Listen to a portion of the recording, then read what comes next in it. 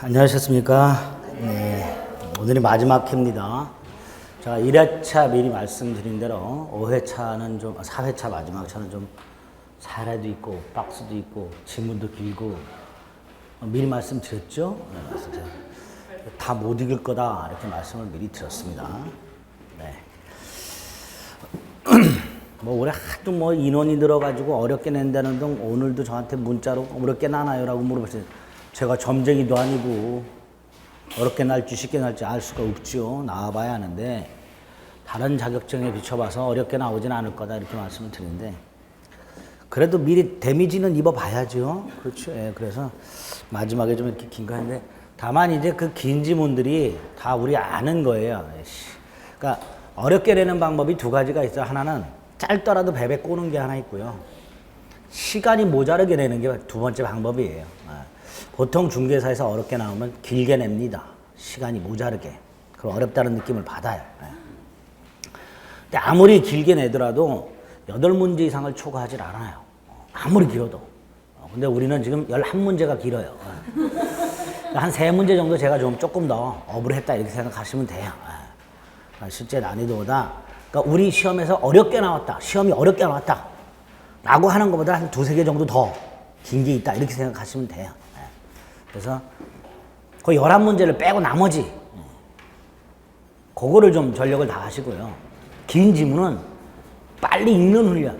긴 지문은 그게 중요한 거예요. 빨리 읽는 훈련은. 그래서 우리가 1년 동안 늘 들었고 봤던 지문들이 대부분 길게 나오는 거예요. 판로 연물을 그대로 자르지 않고 넣으면 길어지는 거예요. 그러니까 한 2-3줄 읽다 보면 아 이거 그거 이런 느낌이 팍 와야 돼요.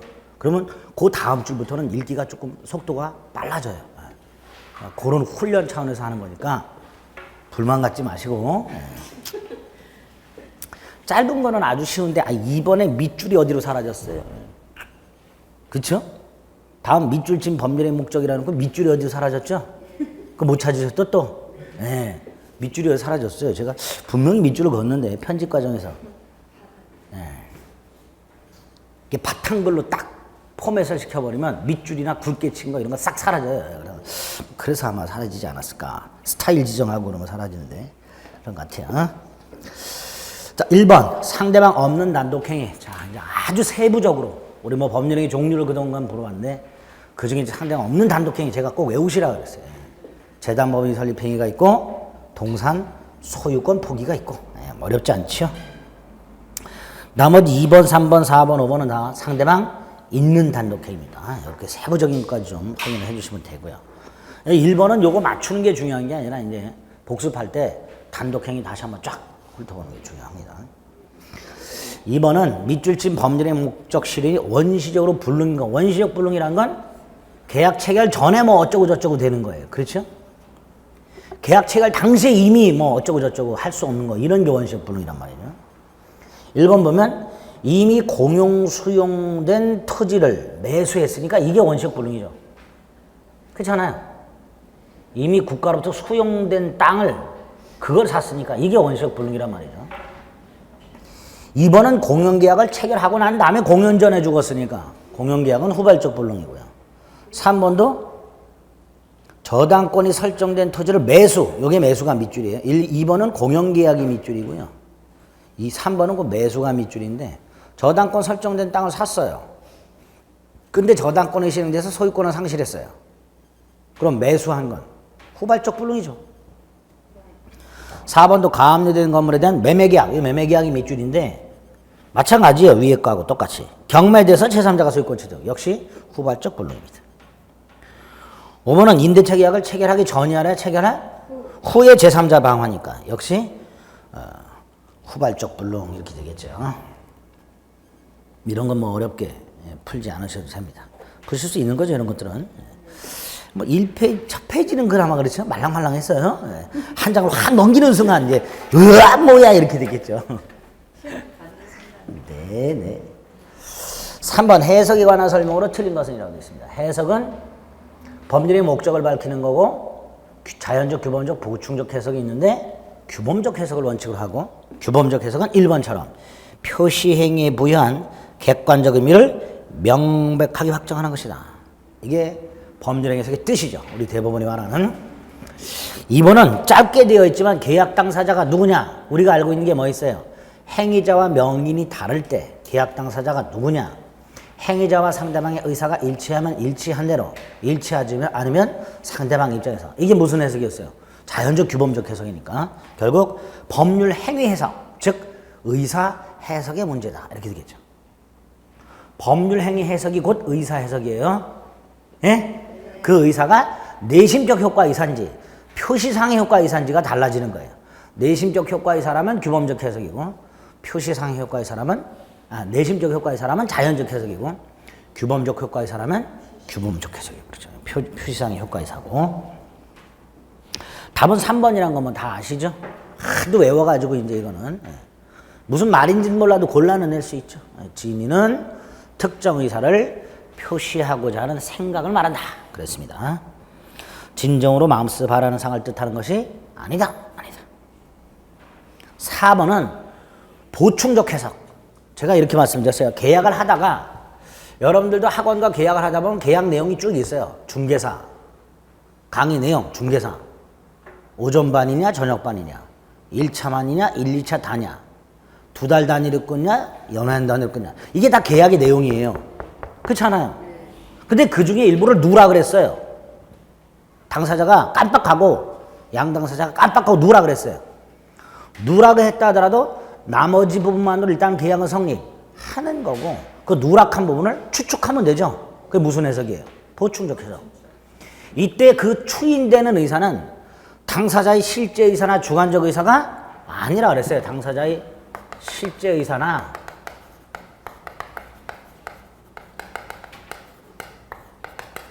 주관적 의사가 아니라 그 계약 당시 사정을 가지고 추인되는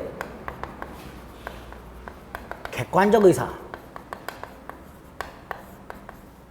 이렇게 말할 수 있는. 이 추인되는 객관적 의사를 조금 고급지게 가정적 의사 이렇게 부르는 거예요.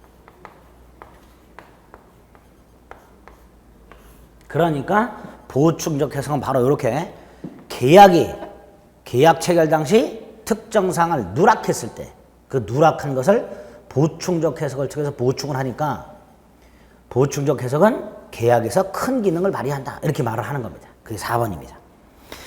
계약의 해석을 통해서 보충되는 당사자 의사는 주관적 의사가 아니라 거래관이나 심의 측 등에 의해서 객관적으로 추인되는 의사를 말한다. 가정적 의사를 말합니다. 즉 보충적 해석을 말하는 거예요.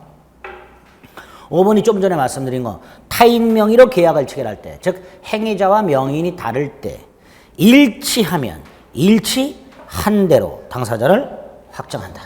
그대로죠. 그래서 옳은 질문이 됩니다. 틀린 것은 3번. 4번 가장매매.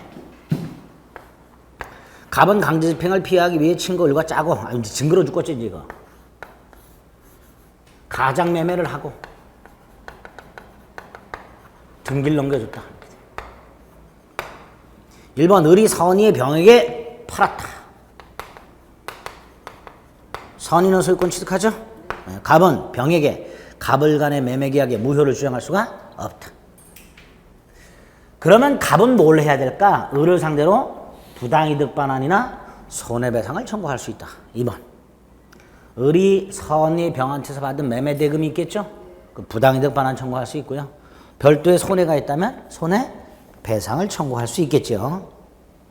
2번 부당이득 반환 청구 외에도 뭐도 할 수 있다.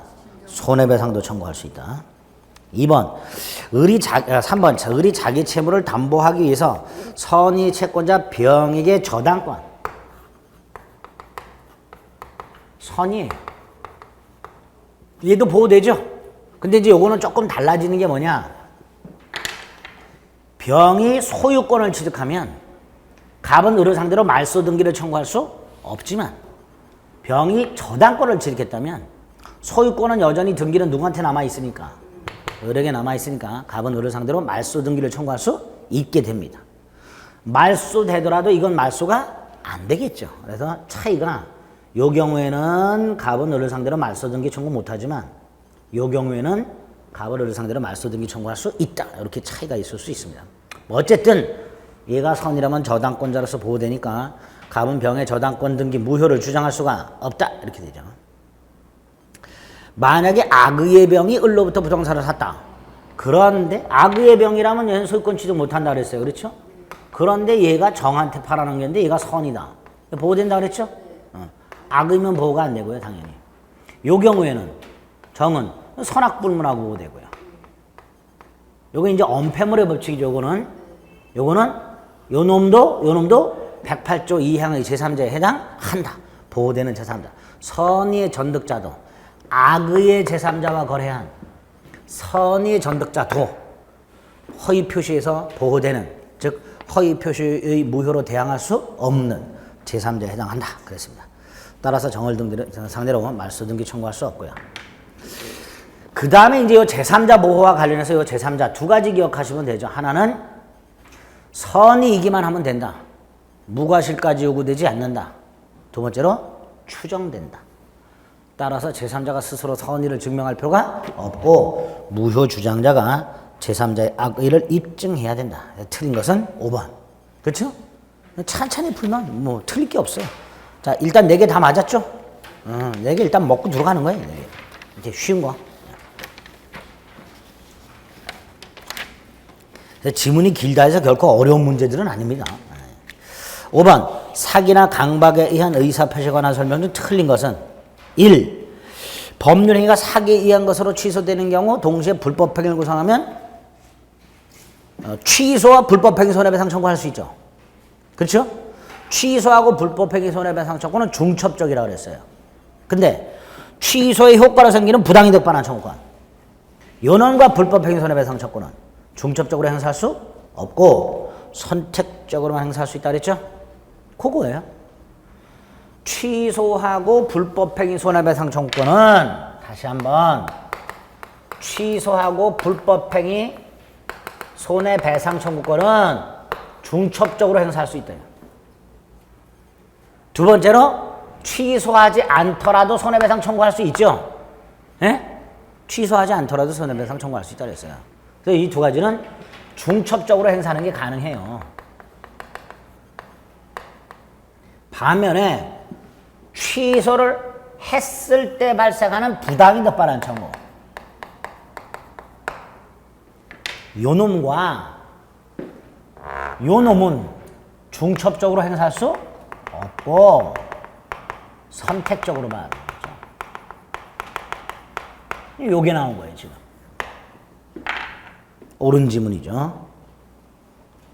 2번은 기망행위로 표시되지 않은 동기에 관한 착오를 일으켰다. 상관없죠? 기망을 통해서 착오에 빠졌고 의사를 표시했는데 이게 일치한다. 그럼 이건 동기의 착오죠. 그렇죠? 그럼 이 동기의 착오는 표시되어 알려진 경우하고 유발된 경우에 착오가 되죠. 근데 이게 표시되지 않았어. 유발도 안 됐어. 그럼 착오 취소? 못해. 못하지만 무슨 취소는 할 수 있어요? 사기 취소. 2번은 설령 표시되지 아니한 동기에 관한 착오를 일으킨 경우에도 사기를 이유로 취소할 수 있다. 이렇게 되죠. 3번은 민법상 의사표시 규정은 재산상 법률 행위만 적용된다 그랬습니다. 소송 행위와 같은 공법상 행위는 적용이 안 되기 때문에 강박으로 인하여 소송 행위했다. 취소할 수 없다. 그렇죠. 4번은 강박의 정도와 관해서 강박의 정도가 조금 약해서 의사결정의 자유가 침해되는 정도에 불과하다면 취소가 됐고요.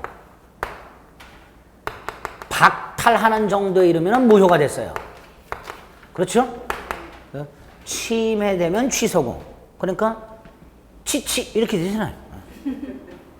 박탈은 뭐니까? 방목 이러면 되죠. 침해는 취소, 박탈은 무효. 이렇게 돼요. 가끔 박탈되는 경우라도 취소할 수 있다. X. 박탈이면 무효다. 그래서 4번 무효가 되려면 박탈되는 정도까지 이루어져야 된다. 그렇죠?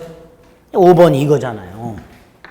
취소하지 않더라도 손해배상 청구할 수 있다. 맨날 이런 게 나온 거야. 조금 길다고 느꼈지만 답은 나오죠. 나오는 거예요. 빨리 읽는 훈련만 하면 되는 거예요. 키워드 팍팍 찾아내는 훈련을 자꾸 하시란 말이죠. 6번의 대리, 그 중에 1번 숙권행위. 숙권행위는 분류식이라 그랬어요. 꼭 위임장 줘야 돼요? 아니라 그랬죠. 도장 줘야 돼요? 안 줘도 된다 그랬어요. 따라서 도장이나 인감증명서는 대리권을 인정할 수 있는 하나의 자료에 지나지 않고, 따라서 이런 도장이나 인감증명서를 통해서 당연히 본인을 대리해서 돈을 빌리는 계약을 체결할 대리권이 인정되는 것은 아니란 말이죠. 그렇죠? 따라서 대리인에게 대리권이 있다라고 주장하는 사람이 그 대리권의 존재를 증명해야죠. 원칙적으로 입증은 주장자가 증명한다고 그랬으니까. 2번 징글징글하게 봤죠. 계약 체결 대리권 속에는 계약 체결하고 계약금, 정도금, 잔금 수령할 수 있고 기한 연기해 줄 권한도 있다. 3번은 갑이 부동산을 금융기관에 담보로 제공함에 있어서 을에게 대리권을 주었어요. 근데 을이 금융기관과 근저당권 설정 계약을 체결하면서 대리관계를 표시하지 않고 마치 자신이 갑인양 행세했어요. 행세했죠. 그런데 대리인이 갑인양 행세했다면 대리행위가 아니지요. 본인의 이름을 도용한 거잖아요. 그럼 대리행위가 아니에요. 근데 그렇다고 이게 무권대리냐? 무권대리는 아니죠. 잘 보면 담보로 장하고 돈을 빌려올 권한을 줬어요. 줬으니까 당연히 그 권한 범위에서 돈을 빌려왔으니까 당연히 본인에게 책임이 있겠죠. 그렇죠? 이런 건 이건 도대체 무슨 행위냐? 뭐 말은 없어요. 대법원이. 이 대리권도 아니고 대리행위도 아니고 그렇다고 무권대리도 아니고 그렇죠? 그렇다고 해서 갑에게 효력이 없다 하긴 좀 이상하고 그렇잖아요. 갑의 이름으로 분명히 대출 약정서가 작성됐고 갑의 부동산에 근저당권이 설정됐고 또 이 을이란 놈이 참 이상한 놈이에요. 은행 갖고 내가 갑이하고 돈을 빌렸어요. 그 돈을 또 갑한테 갖다 줬어. 갑이 잘 썼어. 아무 문제 없죠. 그러니까 갑은 책임진다. 이렇게 할 수밖에 없는 거죠. 3번이에요. 조심하실 것은 대리행위는 아니라는 거. 아시겠죠? 비슷한 게 이런 게 있죠. 갑이 을에게 어음행위 대리권을 줘요. 어음행위 대리권이란 건 갑의 이름으로 을이 어음을 발행할 권한이 있는 거예요. 그렇죠? 근데 이 경우에 얘가 1억 한도로 어음을 발행할 수 있는 권한을 줬어요. 1억. 근데 이 자식이 2억을 발행했어. 권한을 넘었죠? 그럼 원래 무권들이잖아요. 그럼 갑에게는 아무런 책임이 없어야 되는데 갑이 얼마까지는 1억까지는 어음 발행 권한을 줬으니까 이 2억 중에서 1억은 책임져라 말이에요. 만약에 상대방이 선의 무과실이라면 표현들이가 성립할 테니까 그때는 2억 다 책임지는 거고 이렇게 얘기한단 말이에요. 판례가. 그래서 그 행위가 권한의 범위 내에서 정상적으로 이루어졌다면 갑의 이름을 도용했든 안 했든 일단 본인은 책임진다. 이렇게 판단할 수가 있게 됩니다. 그게 3번이죠. 4번은 대리인이 본인을 대리해서 제2매매계약을 했는데 이 대리인 자식이 적극가담을 했어요. 그럼 본인이 설령 적극가담한 적이 없다 하더라도 네 번째 줄 그러한 사정을 몰랐다 하더라도 그 매매계약은 사회질서에 반한다 그랬죠. 근데 반한다고 볼 수는 없다니까 틀렸죠. 답은 4번 이렇게 되죠. 네? 아니 적극이 들어가야 돼.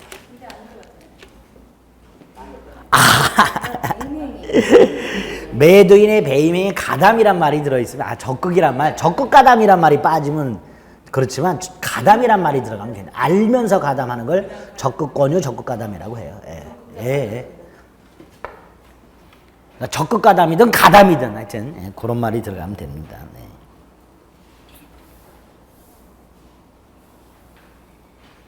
더군다나 네 번째 줄에 본인이 그러한 사정을 몰랐거나 반사회성을 야기한 것이 아니다라고 돼 있잖아요. 그럼 뒤집으면 누가 반사회성을 야기한 거예요? 대리인이. 그렇게 추정해 볼 수도 있는 거예요. 그러니까 4번이 틀린 거다. 5번은 표현 대리가 성립하게 되면 본인은 표현 대리 행위에 대해서 전적인 책임져야 된다 했죠. 본인 책임을 감경할 수는 없다. 모르는 질문이죠.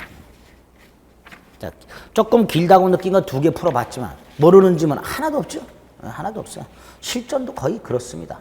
긴 지문이 5개가 나왔을 때 최소한 4개 정도 지문은 우리가 늘 봐왔던 거니까 걱정 안 하셔도 돼요. 다만 이제 시간이 걸리니까 짧은 거 먼저 풀면 되는 거예요. 아시겠죠? 네, 절대 당황하지 마세요. 만만합니다. 길게 나와도. 열심히 훈련해 놓으셨으면 그래서 미리 이렇게 받아보고 하고 쫙 읽어보니 별거 아니네 이렇게 돼요. 그렇게 훈련하시라. 당황하시지 마. 7번 갑의 아들 어른 표현 대리가 인정되지 않는 무권 대리인으로서의 전형적인 후레자식. 갑의 아들은 값의 땅을 병에게 팔았다. 무권 대리로 1. 자, 무권 대리. 전형적인 무권 대리라면 요놈한테 추인권, 추인거절권이 있고 요놈한테 최고권, 철회권이 있죠. 그리고 요놈이 135조 책임을 지는 경우 이런 게 있죠. 얘는 추인권이 있고 추인거절권이 있고 얘는 최고권이 있고 철회권이 있고. 징그러워야죠. 무권 대리는 이렇게. 매년 나오니까 우리 모의고사에서도 매번 넣을 수밖에 없어요. 머리에 박아야 돼요. 1. 병은 갑이 추인 후에 철회할 수 없다. 원칙이죠. 추인 후에는 철회할 수 없다 그랬습니다. 예외가 하나 있다는 거 기억하시면 되죠. 이렇게 추인을 했는데 얘가 몰라. 그럼 처리할 수 있다. 무권 대리인에게 추인했는데 얘가 몰라. 그럴 때는 처리할 수 있어요. 그런 예외는 있어요. 그러나 원칙적으로 추인 후 철회 못하고 철회 후 추인 못한다. 그랬습니다. 2번은 속으시면 안 돼요. 여기 보세요. 얘가 사망해서 얘가 상속받으면 추인 거절 못해요. 근데 얘가 사망했고 이렇게 상속받았어요. 제가 그랬죠. 아버지가 화가 나가지고 죽어라 때렸더니 죽었다고. 제가 그런 적 있죠. 아니 무권 대리 행위를 저지른 아들놈을 아버지가 불러가지고 이 나쁜 놈 죽어라 때렸더니 죽었어. 근데 얘는 독신이야. 그럼 상속이 이렇게 나는 거예요. 그럼 무권 대리인이 사망을 했고 본인이 상속을 받았다. 얘는 무권 대리인으로부터 추인권이나 추인권을 상속받은 게 아니라 자기 자신이 원래부터 추인권, 추인거절권이 있었죠. 그러니까 거절할 수 있다. 있다. 예?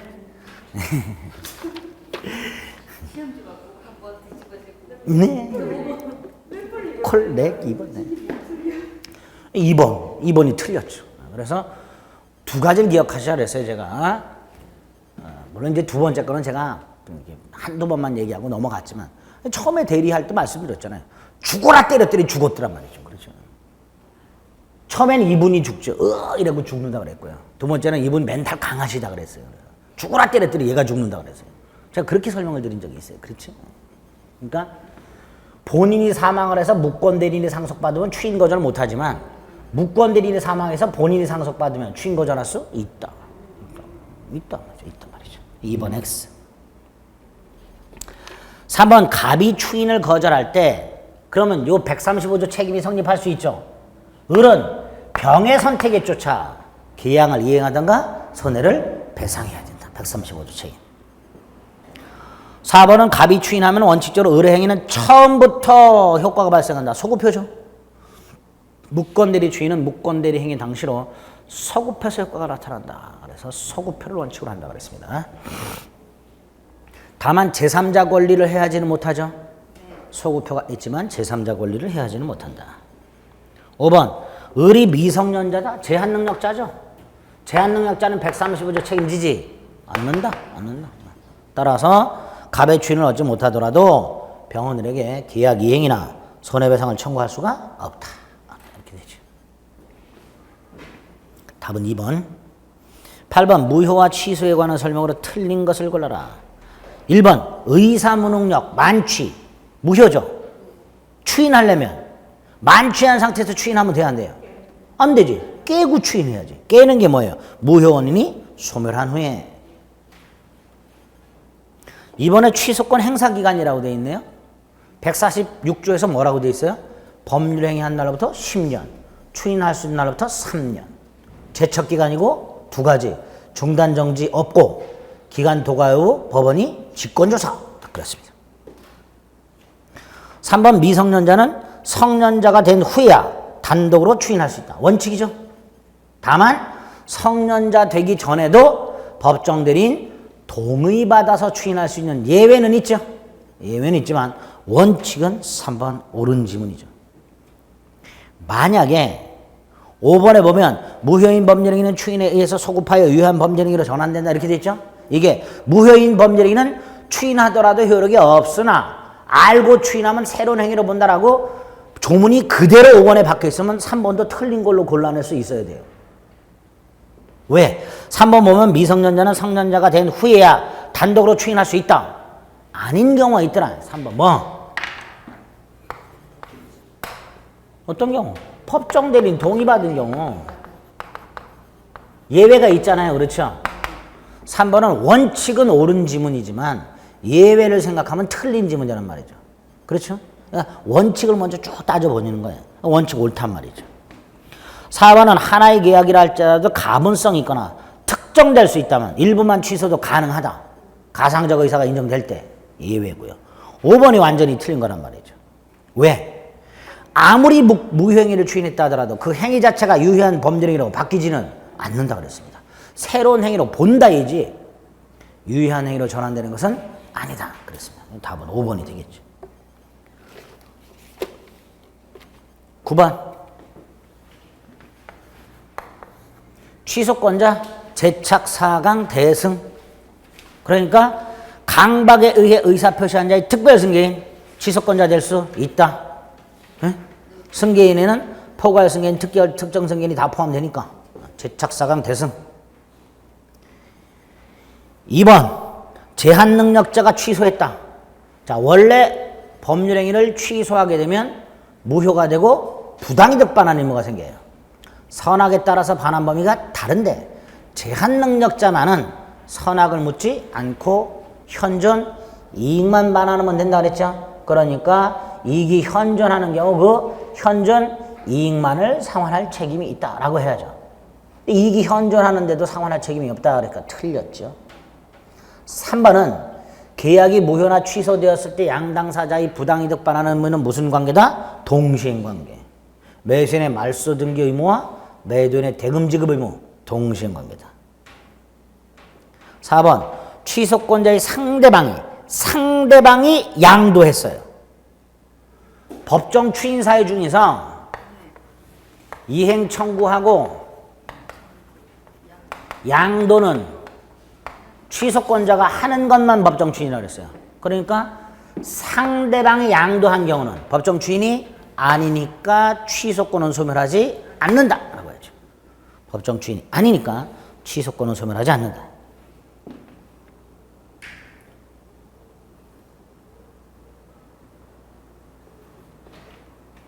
5번 매도인이 중도금 지급 의무 불이행을 이유로 계약을 적법하게 해제한 후에도 착오를 이유로 취소할 수 있다. 맞죠? 이게 답이죠.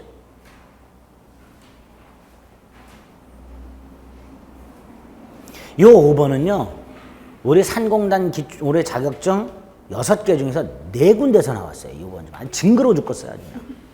무슨 한약 우려먹는 것도 아니고 아이고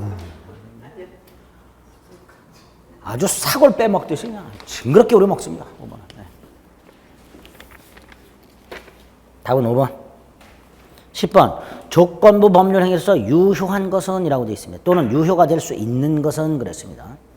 뭐 정조건이 붙어 있든 해제 조건이 붙어 있든 조건부 행위를 찾아라 그런 얘기죠. 1번 딸과 사이가 이미 이혼했어요. 근데 그걸 모르는 장인이 이혼하면 돌려받기로 하고 건물을 증여했어요. 자, 건물 증여. 이미 증여했죠. 이미 증여했죠. 근데 이혼하면 돌려받으니까 이혼이 무슨 조건이에요? 해제 조건이죠. 해제 조건인데 이미 이혼했죠. 기성이죠. 기성이잖아요. 이미 이혼했으니까. 기성 조건이 무슨 조건이에요? 해제. 기해? 무효죠. 1번 X. 1번 X. 조건부 행위지만 무효. 유효가 될 수 없죠? 왜? 기, 해, 무, 끝. 그쵸?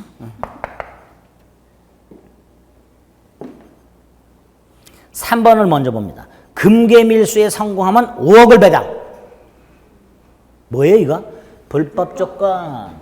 불법 조건이 붙어 있는 법령에는 그냥 전체가 무효다. 4번은 진돗개가 죽으면 기한. 제가 이거 안 죽어. 그러면 불사견이라 그랬어요, 제가. 죽어, 꼭 죽어, 기한. 5번, 해저 1만 미터에 빠진 결혼 반지를 찾아주면 장례금을 지급. 자, 찾아주면 준다니까 정조건이죠. 정조건인데 불능이야. 불정무. 에? 불정무. 그럼 남는 거 하나? 2번. 건물이 철거되면 땅을 매수하기로. 자, 철거되면 조건일까요? 기한일까요? 조건이죠. 기한이면 반드시 철거가 돼야 돼요. 근데 이건 철거될 수도 있고 지진 나서 무너질 수도 있고 화재로 무너져 내릴 수도 있고 꼭 철거가 100% 된다는 보장은 없단 말이죠. 그러니까 조건이 되는 거예요. 그리고 조건이 성취가 되면 부지를 매수하라 했으니까 정지조건부 행위가 되는 거예요. 다만 아직 유효는 아니야. 유효가 될 수는 있어요. 그렇죠? 언제 유효가 돼? 철거되면. 네, 철거되면. 그러니까 답은 2번이죠. 1번하고 5번 같은 것들을 우리가 알고 있는 맨날 기정적 기해 뭐 이것만 생각하지 말고 응용을 좀 할 수 있으면 되지. 답은 2번? 네? 괜찮아요. 답 2번 고르면 돼요. 제가 그랬죠. 왜 맞았는지 모른다고. 네, 그렇게 돼요. 실전에서도 맞은 거 절반 정도가 그렇게 돼요. 나중에 실전 가셔도 맞춘 거 절반 정도가 왜 맞았는지 몰라요, 본인이. 11번. 물권 변동에 관해서 옳지 않은가? 1. 을의 건물에 대해 갑의 소유권 이전 청구권 보존하기 위한 가등기. 소유자는 을로 되어 있는데 가등기가 갑으로 되어 있다 이런 뜻이죠. 그렇죠? 빨리 그래야 돼. 왜? 우리 맨날 갑소유의 가등기권자는 을이었어. 맨날 예를 든 게. 그런 거 빨리 파악해야 돼요. 소유자는 을인데 가등기권자는 갑. 근데 본등기 전에 을이 병에게 팔았어. 이때 갑이 두 가지 조심하셔야 그랬어요. 본등기는 누구를 상대로? 을을 상대로. 본등기 청구는 을을 상대로 한다 그랬죠? 1번 틀렸죠? 또 하나 조심하실 게 뭐였어요? 이게 불법 말소되었을 때 회복 등기는 누구를 상대로? 말소 당시 소유자. 그렇죠? 병에게 넘어간 상태에서 불법 말소되었다면 말소 당시 소유자를 상대로 회복 등기 청구한다. 본등기 청구의 상대방과 불법 말소 회복 등기 청구의 상대방을 좀 구별하자. 그랬습니다. 2번 가등기와 본등기 사이에 맞춰진 등기 직권 말소된다 그랬죠? 예? 가등기와 본등기 사이에 이루어진 등기는 직권 말소 원칙이라고 그랬어요. 이게 담보 가등기냐 이런 거 상관없어요. 그냥 가등기와 본등기 사이에 이루어진 제3자 등기는 직권 말소 이렇게 딱 머릿속에 넣으시면 돼요. 3번 저당권 객체인 목조 건물이 완전히 소실된 후에 그 자리에 소실된 건물과 똑같은 건물을 지었다 하더라도 그 건물을 객철한 소유권과 저당권은 당연히 신건물에 미치지 않습니다. 그 건물이 철거되는 순간 물건은 절대적으로 사라졌으니까 물건도 절대적 소멸을 원칙으로 하죠. 혹 저당권은 신건물에 물상대히 할 수 있을까요? 없을까요? 신건물에 물상대히 할 수 있을까요? 없을까요? 없지요. 신건물을 구건물에 같이 변형물이라고 할 수는 없잖아요. 그러니까 저당권 소멸하게 됩니다. 4번 채권행위에는 무효원인이 있으나 물권행위는 무효원인이 없는 경우. 뭔 소리예요 이거? 예? 이게 뭔 소리예요 이거? 아니 제가 그랬죠. 갑과 을이 계약을 하고 갑이 을에게 등기서류 그리고 을은 갑에게 대금 그리고 을명의 등기 했을 때 요게 채권행위라고 그랬죠. 예? 네? 이거는 물권행위라고 그랬어요. 근데 어디에만 무효 사유가 있어요? 여기에만. 요때 갑이 만취해 있었단 말이죠. 근데 요때는 멀쩡해. 근데 하나의 행위로 보니까 이게 무효면 이것도 무효. 그래서 소유권은 매도인 갑에게 당연복귀. 따라서 갑은 말소등기 청구. 요거 소유권에 터잡은 물권적 청구. 그랬죠? 그거예요. 4번이. 그렇죠? 5번에 보면 2인조합에서 조합원 1인이 탈퇴라고 되어 있습니다. 자, 조합원 지위 탈퇴.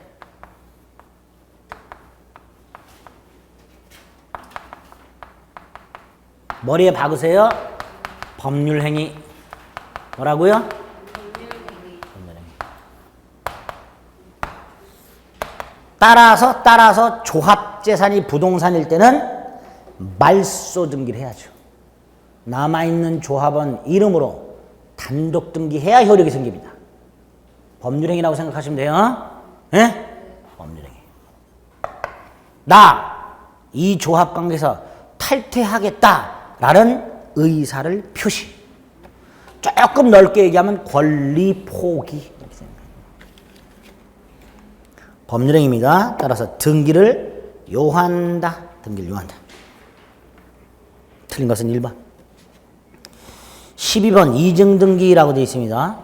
자, 이중등기는 하나의 부동산의 등기부가 2개.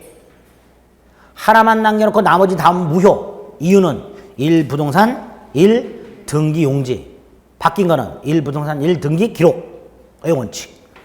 민법에서는 일물 1권주의. 거기에서 파생된 것이다. 두 번째로 보존등기 명인이 같다. 무조건 선등기.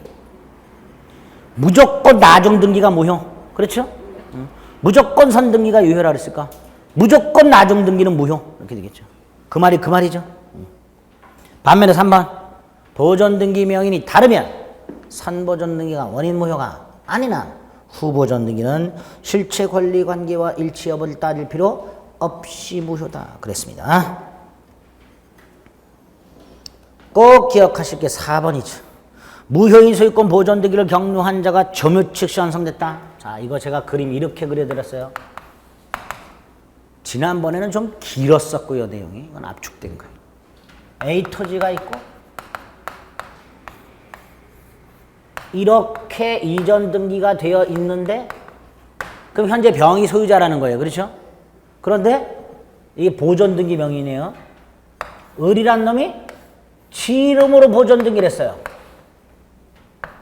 보존등기예요. 이게 선보존등기고 이게 후보존등기예요. 선보존등기가 원인 무효가 아니라 후보존등기는 말소돼야 되죠. 근데 압불사 이 자식이 이거를 20년을 점유했네.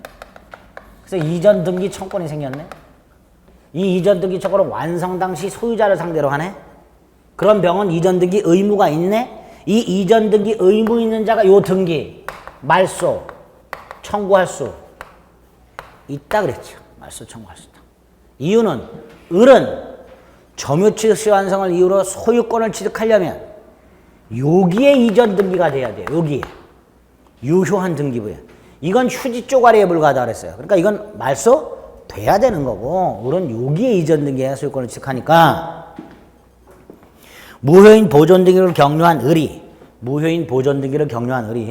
점유 취득 시효가 완성이 되었다 하더라도 그 무효인 보존등기는 말소돼야 되니까 그 무효인 후 보존등기 말소를 구할 수 있다라고 해야지.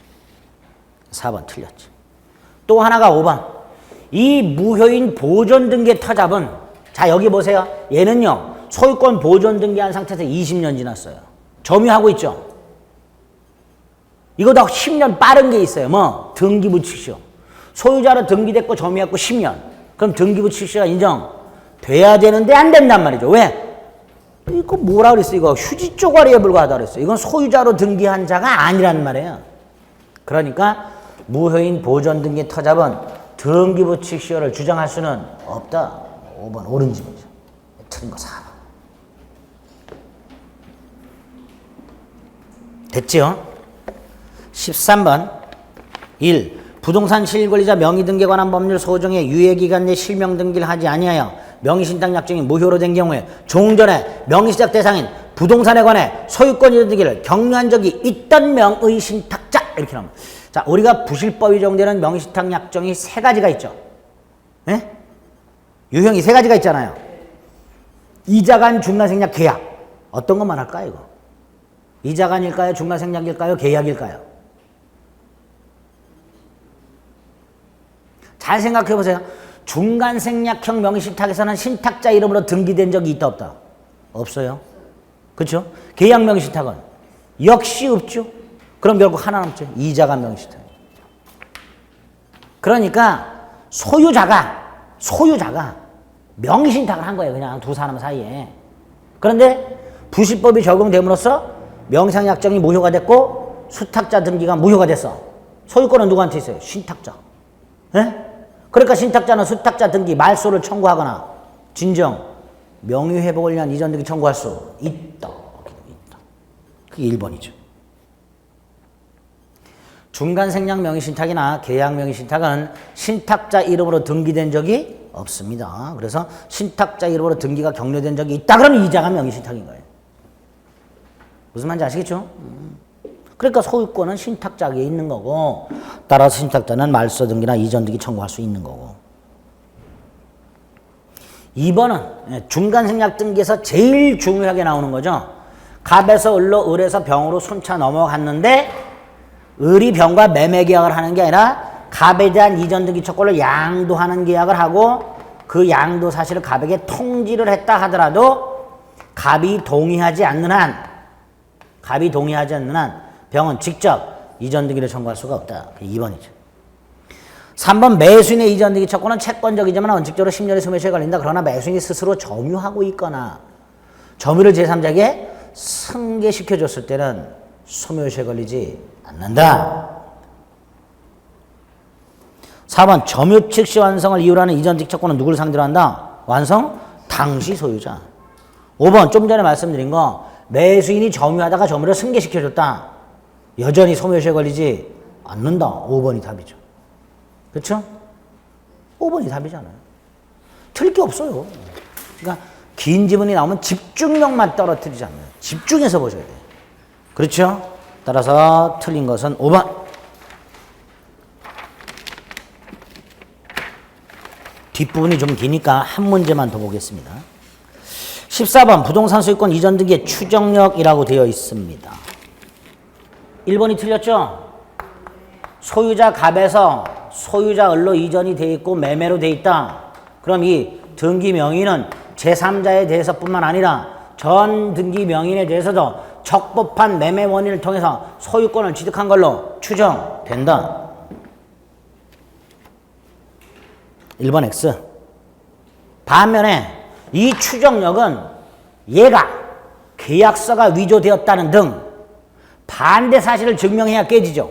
그러니까 얘가 난 매매가 아니라 증여받았어 라고 주장을 하거나 또는 그 주장된 증여가 인정되지 않는다 하더라도 추정력이 깨지는 것은 아니다.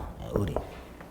그래서 등기 명의자가 등기부와 다른 등기 원인을 주장하였으나 그 주장 사실이 인정되지 않는 것만으로는 추정력이 깨지지 않는다. 어느 정도가 돼야 되냐? 갑에 의해서 3번. 이 계약서가 진정하지 않은 것이다 라는 게 증명이 되면 법원은 의심을 한단 말이죠. 근데 진정하지 않은 것으로 밝혀졌다 하더라도 무효라고 볼 수는 없는 거죠. 구두로만 계약을 했는데 을이 등기를 넘겨가려고 그랬더니 갑이 계약서를 안 써줘서 을이 혼자 계약서를 썼을 수도 있죠. 위조하자는 거잖아요. 그러니까 계약이 무효가 되는 건 아니지만 일단 계약서가 진정하지 않은 걸로 밝혀지면 법원은 의심을 딱 한단 말이죠. 왜 그랬을까? 뭐 이렇게. 그럼 추정력은 깨지게 되는 거예요. 4번 등기 원인 사실에 대한 입증. 얘가 이거 입증할 필요가 있어요 없어요? 없죠. 그러니까 입증을 안 해도 되고 입증이 부족하다 하더라도 무효라고 되지 않는단 말이죠. 5번 증여를 원인으로 미성년자에게서 친권자 앞으로. 보세요. 부모가 있고요. 친권자가. 미성년자가 있어요.